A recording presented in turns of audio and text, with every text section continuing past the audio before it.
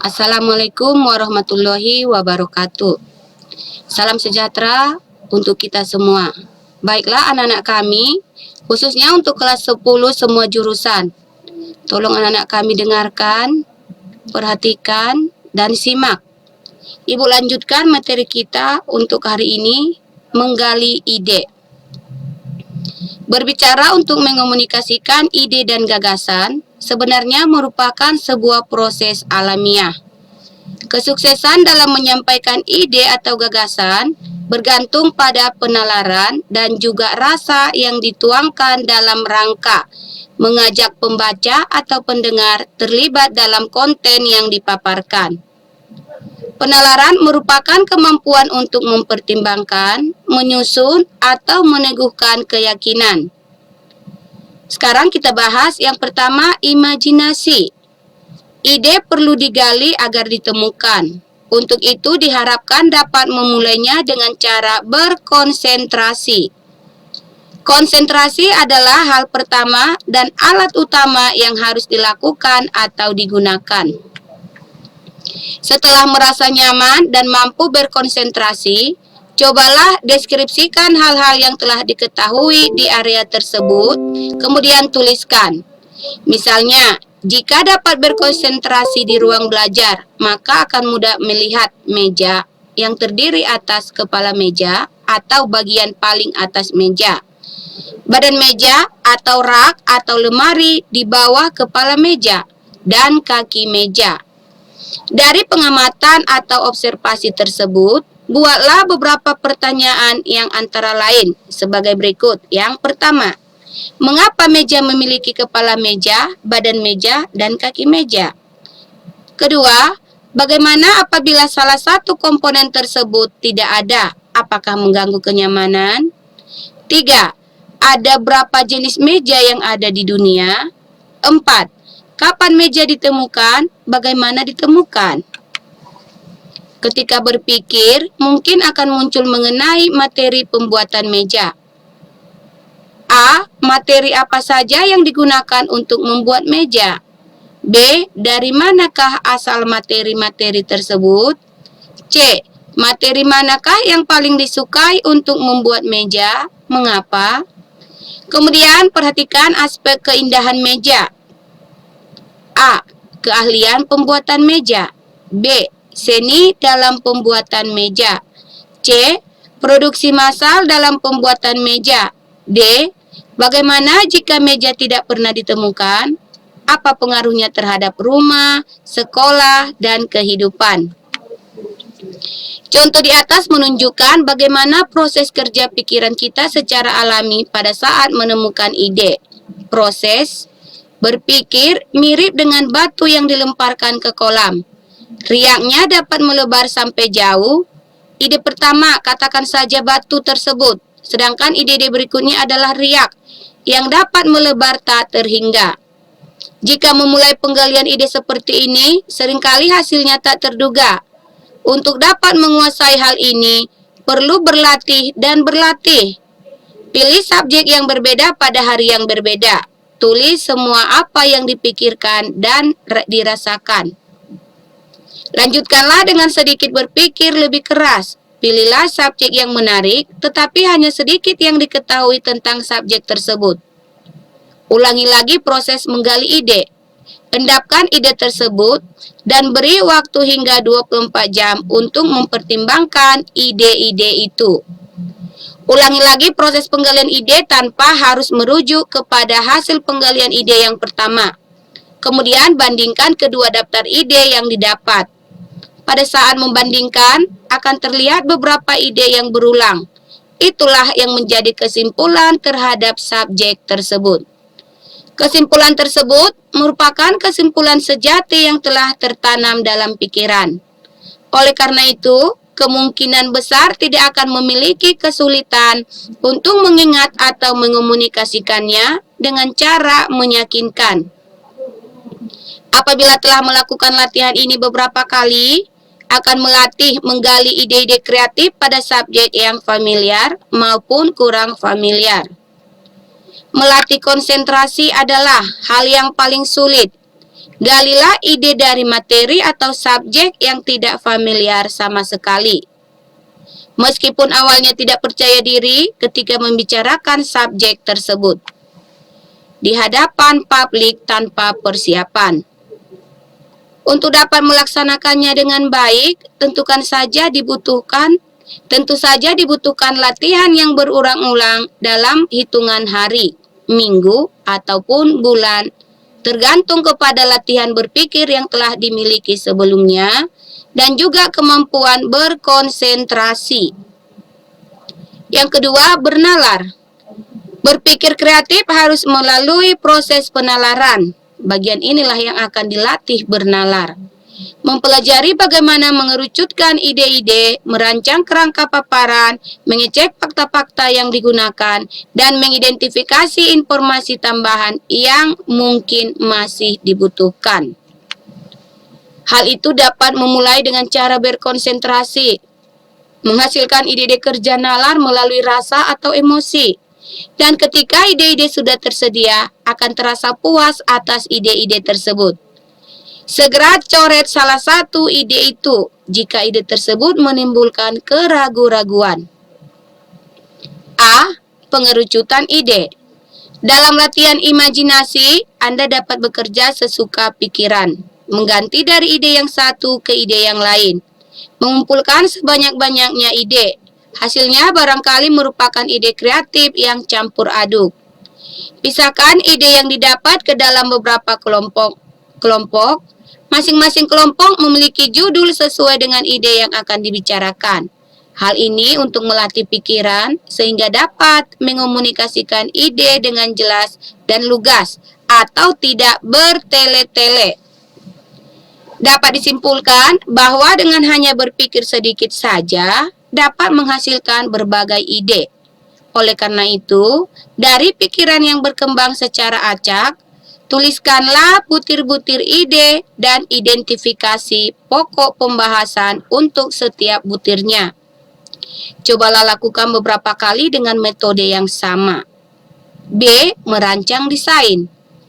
Pada bagian ini akan merancang urutan hal-hal yang akan disampaikan. Tentunya dengan mempertimbangkan nalar Anda, sambil berusaha memunculkan sebuah desain hasil kreasi sendiri. Dengan melakukan hal ini, tidak akan terlupa bagian-bagian yang akan disampaikan saat pembicaraan. Kemampuan untuk melompokkan ide sangat diperlukan. Untuk itu, mulailah dengan objek yang dikenal. Misalnya, mengenai pemanfaatan listrik. Tuliskan barang-barang yang memanfaatkan listrik yang diketahui. Kemudian, tuliskan pokok pembahasan dari masing-masing barang. Hasilnya mungkin dapat kita lihat tabel berikut. Perhatikan ide-ide di sini. Yang pertama, rice cooker. Kemudian pokok pembahasan alat rumah tangga. Yang kedua, telepon genggam. Pokok pembahasannya komunikasi. Yang ketiga, lift. Pokok pembahasan angkutan. Yang keempat, televisi. Pokok pembahasan alat rumah tangga. Yang kelima, kereta listrik. Itu pokok pembahasannya adalah angkutan. Untuk melakukan hal tersebut, hal yang paling mudah adalah mulailah memilih pokok pembahasan yang paling banyak dikenal orang. Misalnya, jika pendengar sebagian besar adalah wanita, maka pokok pembahasan alat rumah tangga akan menarik. Berangkat dari titik tersebut, kemudian kembangkan sebuah rancangan.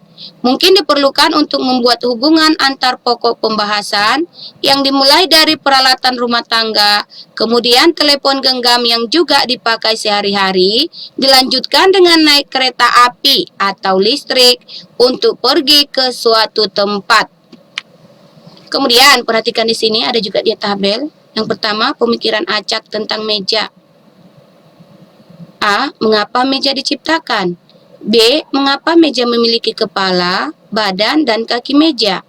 C. Kenyamanan dan kebermanfaatan meja. D.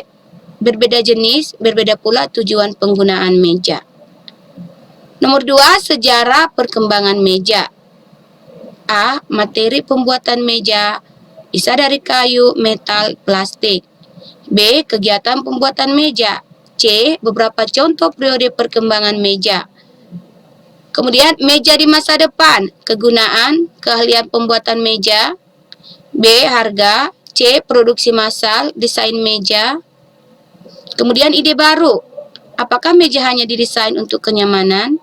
B. Apakah yang terjadi apabila tidak ada meja di rumah, sekolah, dan kehidupan? Di tengah jalan ada kecelakaan sehingga perlu dibawa ke rumah sakit dan dilakukan ronsen dengan RY berdasarkan rangkaian cerita tersebut. Mungkin angka akan membuat urutan sebagai berikut. Pokok pembahasan, yang pertama alat rumah tangga, yang kedua komunikasi, yang ketiga angkutan, yang keempat kesehatan. Mudah bukan? Cara ini dapat diandalkan karena dari satu ide akan memunculkan ide yang lain. Hal yang terpenting adalah urutan ide yang akan disampaikan harus dalam urutan logis. Jika tidak demikian, maka akan dirasa ada bagian-bagian yang hilang atau terputus. Perhatikan contoh-contoh berikut.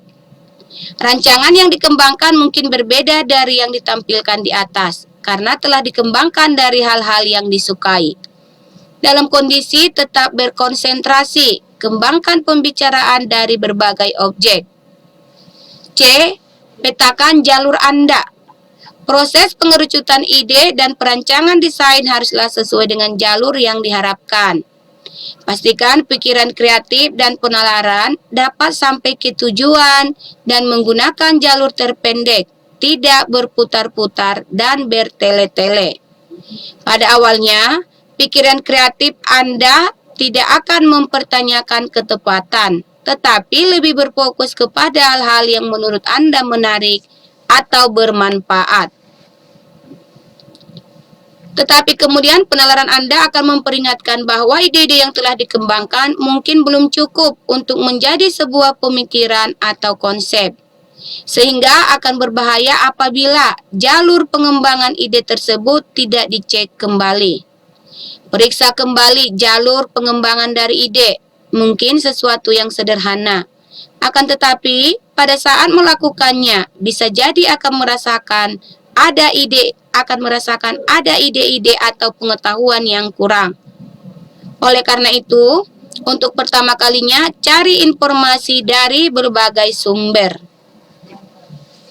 D. Lengkapi pengetahuan Anda. Setelah memutuskan jalur pengembangan ide yang akan dipaparkan, maka akan lebih mudah dalam mencari pengetahuan yang dibutuhkan. Anda akan menikmati waktu untuk mencari informasi di internet atau perpustakaan sebagai upaya dalam mencari fakta-fakta yang menguatkan dan mewarnai paparan yang akan disampaikan. Hal utama yang harus diingat ketika mengumpulkan informasi atau fakta tambahan adalah informasi-informasi tersebut haruslah sesuai dengan desain yang dibuat dan menguatkan pendapat.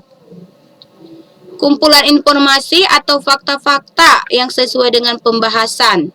Jangan bawa ide-ide baru karena akan terjadi ketidakseimbangan dalam seluruh desain yang dapat membuat pikiran kreatif kehilangan rasa dan minat untuk dikerjakan. Pilihlah informasi yang menguatkan ide-ide. Aturlah jumlah informasi yang dibutuhkan sesuai dengan alokasi waktu yang tersedia pada saat paparan. Mulailah paparan dengan cara mengulang-ulang butir-butir utama yang disampaikan dengan tegas sehingga pikiran memiliki arah yang jelas.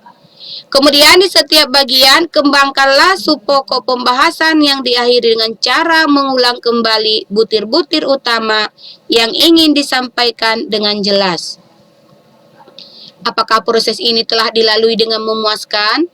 Jika sudah, berarti jeripaya Anda telah terbayar karena kemampuan untuk menghubungkan antara perasaan dan penalaran merupakan ujian utama bagi para pembicara dan merupakan sebuah kekuatan dari gagasan.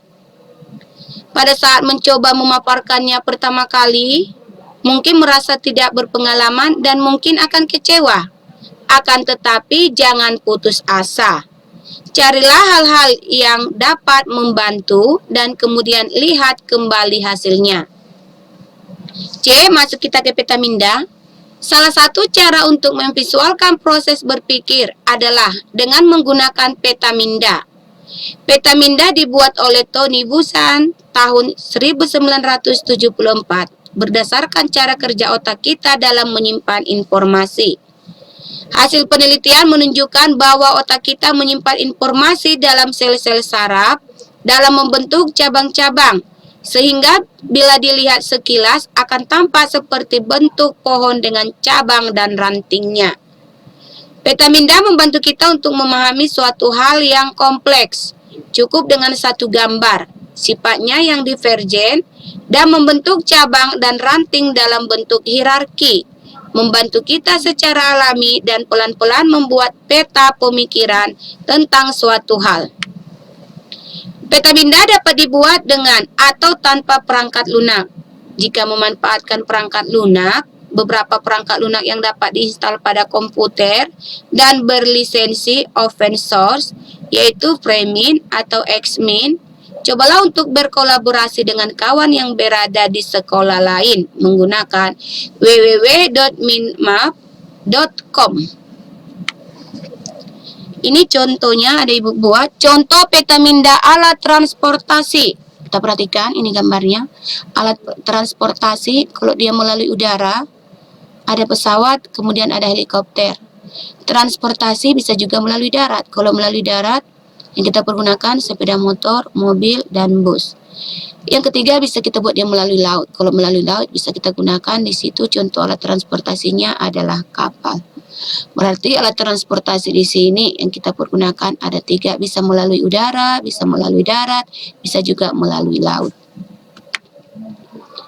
Selanjutnya, menurut Buzan, metode peta Minda dapat bermanfaat untuk A. Merangsang bekerjanya otak kiri dan otak kanan secara sinergis.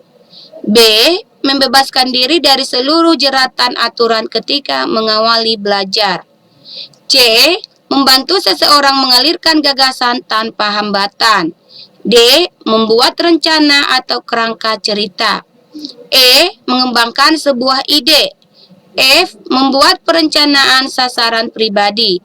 G. Meringkas isi sebuah buku. H. Menyenangkan dan mudah diingat. Selain itu, metode ini dapat dimanfaatkan untuk berbagai bidang, termasuk bidang pendidikan. Menurut Mikhail Mikhalko, kegunaan metode peta Minda antara lain: yang pertama, memberi pandangan menyeluruh pada permasalahan pokok. Yang kedua, merencanakan rute atau kerangka pemikiran suatu karangan. Yang ketiga, mengumpulkan sejumlah besar data di suatu tempat. Yang keempat, mendorong pemecahan masalah dengan kreatif. Membuat peta Minda untuk memvisualkan ide atau gagasan bukanlah sesuatu yang sulit. Berikut langkah sederhana memvisualkan gagasan tentang liburan keluarga. Yang pertama, buat subjek atau judul.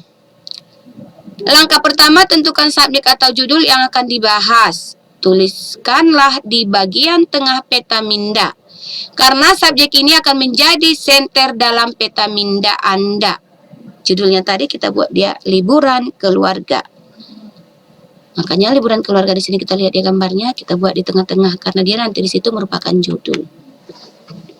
Yang kedua, buat cabang-cabang utama. Selanjutnya, tulislah ide-ide yang terlintas yang terkait dengan subjek. Misalnya, aktivitas apa saja yang ingin dilakukan. Kemudian, apa saja perlengkapan yang akan perlu dipersiapkan. Kemudian, siapa saja yang akan diajak ikut serta. Kemana saja tujuan perjalanan liburan kali ini. Dalam contoh berikut dibuat 4 cabang utama yang terdiri dari aktivitas, perlengkapan, siapa, dan tujuan. Bisa anak kami lihat gambarnya ini. Jadi judulnya kata ibu liburan keluarga. Ini yang kita buat judulnya. Ini ada dia, kita bagi siapa, kemudian tujuan, kemudian aktivitas dan kelengkapan. 3. Kembangkan cabang-cabang utama. Setelah cabang-cabang utama dibuat, langkah selanjutnya adalah melebarkan cabang utama. Cabang-cabang utama yang telah dikembangkan juga dapat dikembangkan lagi jika ada ide-ide yang lebih rinci lagi yang perlu dituangkan. Tadi cuma 4 kita buat liburan keluarga, siapa, tujuan, aktivitas, perlengkapan. Tetapi sekarang kita uraikan lagi siapanya. Mungkin lebulan keluarga itu siapa-siapa saja. Ada ayah, ada ibu, ada anak, ada sepupu. Itu dia contohnya. Kalau tujuannya liburan keluarga itu ada bisa kita buat dia ke pantai, ke taman, ke gunung, atau waterboom. Kemudian aktivitasnya apa-apa. Ada di situ berkuda, berenang, belanja, main bola. Ini sebagai contoh saja ya. Kemudian ada lagi perlengkapan yang harus kita bawa di situ. Ada sepatu, ada baju renang, ada sandal, ada topi. Dari keempat siapa tujuan aktivitas perlengkapan. Di sini bisa kita buat lagi dia lebih rinci lagi. Bisa mungkin anak-anak kami lihat, bisa anak-anak kami pahami. Dengan adanya gambar mungkin lebih mudah disimak atau dipahami. Ibu lanjutkan, bagaimana? Cukup mudah bukan? Bagaimana jika subjek meja yang telah kita diskusikan digambarkan dalam peta minda? Hasilnya kira-kira sebagai berikut. Ini dia judulnya tadi meja. Kita susun dia dalam peta minda. Ada di sini fungsi. Apa fungsi dari meja? Yang kedua perkembangan. Perkembangan mungkin nanti di situ bisa kita buat dia materinya, bahannya, desainnya, keterampilan pembuatan. Kemudian ada lagi di sini kita lihat di meja depan. Desain, bantuan teknologi, biaya produksi. Di masa depan. Ini dia kalau di masa depan, desain, bantuan teknologi, biaya produksi. Ide baru adalah elemen estetis atau keindahan. Ini dia contoh sketsa tangan peta minda dengan judul meja. Nah, dari gambar tersebut kita masukkannya ke komputer. Ini contohnya, lebih bagus lagi gambarnya. Meja, apa fungsi meja tersebut? Meja, kemudian perkembangannya. Perkembangannya apa saja? Ada materi atau bahan, keterampilan pembuatan, kemudian desain atau rancangan. Di masa depan ada desain, ada bantuan teknologi, ada biaya produksi, kemudian ide baru. Ini dia gambarnya, bisa anak-anak kami lihat. Ibu rasa sampai sekian materi kita untuk kali ini. Kalau ada pertanyaan atau ada lagi yang belum anak-anak kami pahami, tolong anak-anak kami isi di kolom komentar. Ibu akhiri dengan salam. Assalamualaikum warahmatullahi wabarakatuh.